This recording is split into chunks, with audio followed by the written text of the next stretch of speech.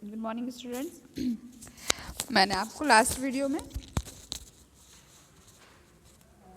था कि कैसे ट्रांसपोर्ट सिस्टम स्टार्ट हुए थे, है ना, कैसे कौन कौन से टेलीफोन से स्टार्ट किए गए, कौन कौन से लोगों ने इन्वेंशन हुए, धीरे धीरे कुछ एक्सीडेंटल हुए, कुछ बनाए गए, है ना, स्टोरी के बेस पे कैसे क्रांति शुरू हुई हमारे यहाँ पर कैसे।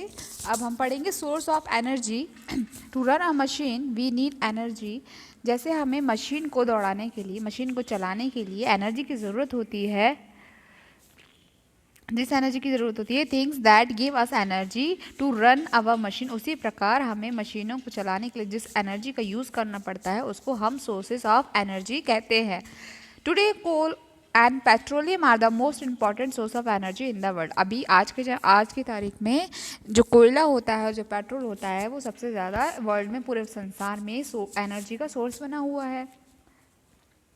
Since they have been formed from the varied remains of plants and animals, we can also them fossils fuels. और कुछ जो प्लांट्स और एनिमल्स को जला के जो हमें एनर्जी मिलती है उसको हम फॉसिल्स फ्यूल्स मतलब जीवाश्म ईंधन कहते हैं।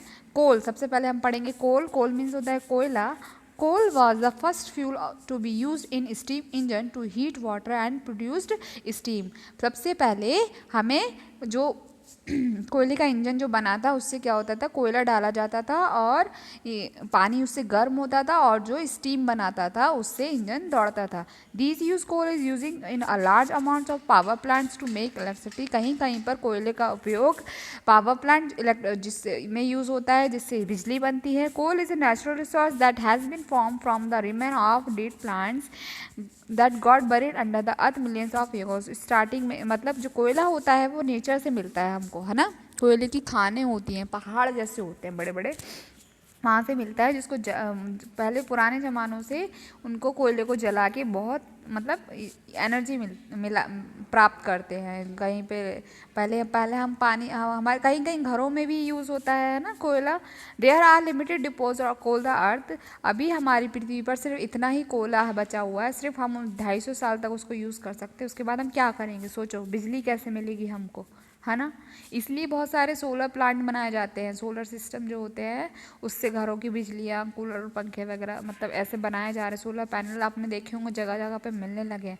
लेकिन सोचो 250 साल बाद जब कोयला ख़त्म हो जाएगा हमारे वर्ल्ड में तो क्या करेंगे, बिजली कैसे बनेगी। तो हमें इसका यूज़ बहुत केयरफुली करना चाहिए। दूसरा है petroleum and natural gas. Another important source of energy, एक और इम्पॉर्टेंट सोर्स है जिसको हम कहते हैं petroleum. Fuel such as petrol, जैसे कि जो ईंधन, जैसे कैरोसिन हो गया, पेट्रोल हो गया, डीजल हो गया, जो हमें पेट्रोल को रिफाइन करके मिलता है। Engine were develop that as petrol and diesel.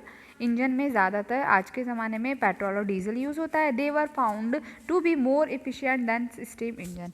जो मतलब सबसे ज़्यादा जो इंजन भी मिलते हैं वो हमें स्टीम इंजन से ज़्यादा यहाँ पर मिलते हैं, है ना, पेट्रोल और डीजल वाले। How ever the amount of petrol is also limited. यहाँ पे पेट्रोल और इसका भी यूज़ हमें लिमिटेड करना चाहिए। If we continue to use at the current rate, अगर हम इसको कंटिन्यूसली यूज़ करते रहेंगे तो सिर्फ हमारे पास इतना है पृथ्वी पर, सिर्फ कि हम 100 साल तक इसको खा पाएंगे, मतलब यूज़ कर पाएंगे, उसके बाद नहीं कर पाएंगे। कोयला सिर्फ 250 साल तक और जो पेट्रोल वगैरह है वो सिर्फ 100 साल तक। नेचुरल गैस अनदर, एक नेचुरल गैस जो होती है वो भी एक सोर्स है जिसे डीप अंडर द अर्थ कोल और petroleum reserves it is become popular now days. जैसे मैं तो गैसेस होती है नेचुरल गैसेस, उनका हम आज के ज़माने में ज़्यादा यूज़ कर रहे हैं। इलेक्ट्रिसिटी, अब पढ़ेंगे हम बिजली के बारे में। Electricity has become a very important form of energy to power machine in the world. अभी जो मशीनें यूज़ हो रही हैं ज़्यादातर वो कैसे चलती हैं, ज़्यादातर क्या, सारी ही मशीन जो चल रही है वो कैसे चलती हैं, बिजली से चल रही है। Most of the machine in factory these days run on electricity. The story of electricity began about, तो इलेक्ट्रिसिटी की जो स्टोरी है, मतलब कहानी है, वो कब से शुरू, 200 साल पहले एलेसेंड्रो वॉल्ट थे जिन्होंने एक छोटी सी बैटरी का इन्वेंशन किया था। 200 साल पहले उन्होंने इन्वेंशन किया था जिससे उन्होंने एक वायर को जोड़ा और उसमें करंट पैदा हुआ। फिर उन्होंने एक बड़ा विचार बनाया कि कैसे करंट, तो उन्होंने और ज़्यादा ट्रांस सिस्टम जो लगाए और फिर उसको एक दूसरे को वायर के थ्रू जोड़ा, फिर उन्होंने बल्ब मतलब जो भी जलाया हो उसे देखा हो कैसे करंट दौड़ता है, और फिर उसके बाद उन्होंने जनरेटर बनाया और मतलब छोटे से एरिया में ही काम करता था। Today all the source of energy like coal, और उसके बाद हमें बिजली मिलने लगी। Energy like coal, diesel, petrol and natural gas are use to run generate, और जो कोयला होता था, डीजल, पेट्रोल भी जो जनरेटर होता था उसको बिजली बनाने के काम अभी भी आता है। कहीं पे देखा है आपने ना, पानी से बिजली बनती है, कहीं पे कोयला जलाकर बिजली मिलती है, कहीं पे पेट्रोल से बिजली बनती है ना, सारी चीज़ों से बिजली बनाने का उन्होंने मतलब अब यूज़ किया जाता है। अब पढ़ेंगे अल्टरनेट सोर्स ऑफ एनर्जी, मतलब कुछ ऐसे सोर्स जो कम यूज़ होते हैं, उनको कर भी सकते नहीं भी कर सकते। We should alternate source of energy call of two reason, इनका दो रीज़न होते हैं। One of that fuel be using unlimited, हमें ये करना चाहिए, कम यूज़ करना चाहिए। और सेकेंड कि इसको करने से पोल्यूशन होता है ना, तो इसलिए इसको कम करते हैं, इनको जलाने से है ना pollution. Therefore scientific are working, और साइंटिस्ट जो होते हैं अब इसको पोल्यूशन को कम करने के लिए अलग अलग चीज़ों का इन्वेंशन कर रहे हैं, और वी वर्किंग डे और दिन रात काम करते हैं। Produce such alternate source of energy which will not have these problems.